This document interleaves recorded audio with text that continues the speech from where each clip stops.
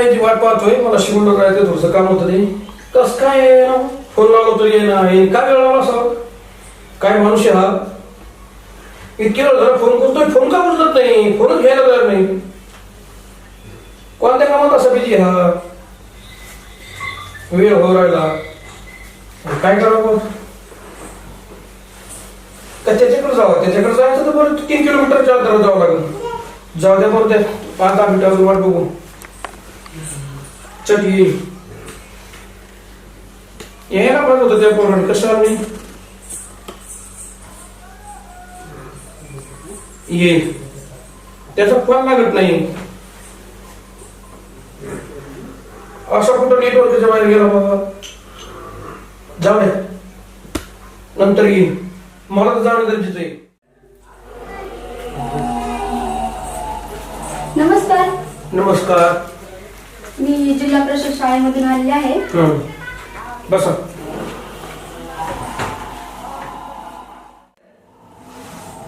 राहुल ते मॅडमला चहा आणतो का? नाही नको नको, मी चहा नाही घेणार. नको का? नाही नको. बरं. मी जिल्हा परिषद शाळेमधून आलेले आहे. हा. तुम्हाला किती मुलं आहेत? एक मुलगा आहे. लहान बाळ तर असतीलच ना? हा हा ठीक आहे. जिल्हा परिषद शाळेमध्ये घाला ना.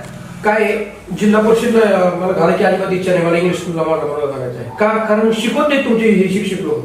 अहो इंग्लिश मिडियमला काय आहे असं? इंग्लिश मिडियम आता सध्या ना इंग्लिश मिडियम मध्ये काहीच नाही. सगळं इंग्लिश मिडियमच आहे.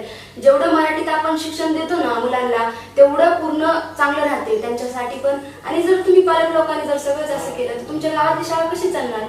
शाळा बंद पडेल ना. नगरपालिकेची शाळा चालणारच नाही.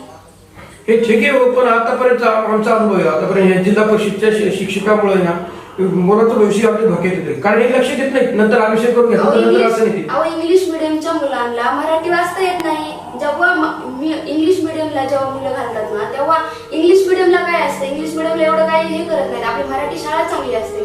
शिकणारी मुलं कुठं पण शिकतात. तुम्ही कुठं घेतलं शिक्षण? तुम्ही पण पहिल्या मराठी शाळेतच शिकला ना? हा हो, मी जिल्हा परिषदला शिकलो आणि शिक्षणाची गुणवत्ता चांगली होती. पण मराठी शाळा आता तुम्ही इथून मागे जी नोकरी लागली हे मराठी शाळेतच शिकले ना? काय थोडी ना सगळ्यांनी इंग्लिश मिडियमला घातलं. तेव्हा इंग्लिश मिडियमला तर एवढं कोणाकडे पैसा नव्हता, काय नव्हता. इंग्लिश मिडियमला काय घालणार होते लोक तेव्हा? आता एक इंग्लिश मिडियम निघले तर त्यामुळे सगळे लोक इंग्लिश मिडियमला घालू शकतात. तुम्ही सांगा, जर तुम्ही पालक लोकांनी जर सगळ्यात जर असं केलं तर आमच्या नोकऱ्या कशा राहणार? बरं मॅडम, तुम्हाला एक प्रश्न विचारला तर राग येईल का? नाही विचार. मला एक सांगा, आज तुमची मुलं कुठे शिकतात? माझी मुलगी आहे तर इंग्लिश मिडियमला. आज तुमची मुलं ती इंग्लिश मिडियमला ठेवताय आणि आम्हाला सांगताय की तुमची मुलं जिल्हा परिषदला ठेवा. हा म्हणजे आमच्यावर अन्याय झाल्यासारखा तुम्हाला वाटत नाही? कसं तुम्ही बोलताय बरोबर आहे. तुमची मुलं इंग्लिश स्कूलला शिकतात, पण एक शासनाने असा एक निर्णय घ्यायला पाहिजे. कोणता? जे समजा शिक्षक कुठल्या शाळेवर शिकवतात जिल्हा परिषदला, जिल्हा परिषदचे शिक्षक उदाहरणार्थ तुम्ही, मग तुमची मुले पण त्याच शाळेला पाहिजे. त्याच शाळेमध्ये तुमची मुलं पाहिजे. मग काय गुणवत्ता ढसळणार नाही. का ढसळणार नाही? कारण तुमच्या मुलाला जसं शिक्षण मिळेल त्याच पद्धतीचं शिक्षण आमच्या मुलाला मिळेल. आमची एवढीच इच्छा आहे, दुसरं काय नाही. यावर तुमचं काय मत आहे स्पष्ट मला सांगा. बरोबर आहे तुमचं, पण तुम्ही काय करा, तुमची मुलगी तुमच्या जिल्हा परिषदच्या शाळेमध्ये आणा आणि आम्ही पण आमचे मुलं इंग्लिश स्कूलला न पाठवता आम्ही जिल्हा परिषदला पाठवू. आणि माझ्यासारख्या बऱ्याच पालकाला मी प्रोत्साहित करतो की तुमच्याकडे मुलं पाठवतील अशी. बरोबर आहे तुमचं. मला तुमचं म्हणजे बोलणं पटलंय. बरोबर आहे तुमचं. आमच्या पण सर्व्हिस वाल्यांनी पण हे निर्णय घेतला पाहिजे की कसं म्हणजे आपली मुलं इंग्लिश मिडियमला पाठवायचे आणि तुमच्यासारख्यांची मुलं मराठी शाळेत घालायचे. हे मला पण नाही आवडलं.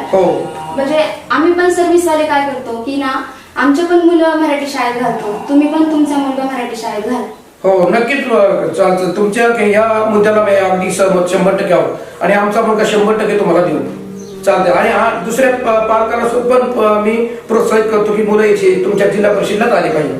ठीक आहे, नमस्कार. हो चालतं. हो या. कसं म्हणजे ना तुम्ही नक्की द्या पण तुमचा मुलगा. माझा मुलगा देईन जिल्हा परिषदला आणि माझ्या मित्रांचे पण तुम्हाला मुलं देईल. फक्त तुम्ही शिक्षण चांगल्या क्वालिटीचं द्या. हो हो चालतं. धन्यवाद. हो हो धन्यवाद.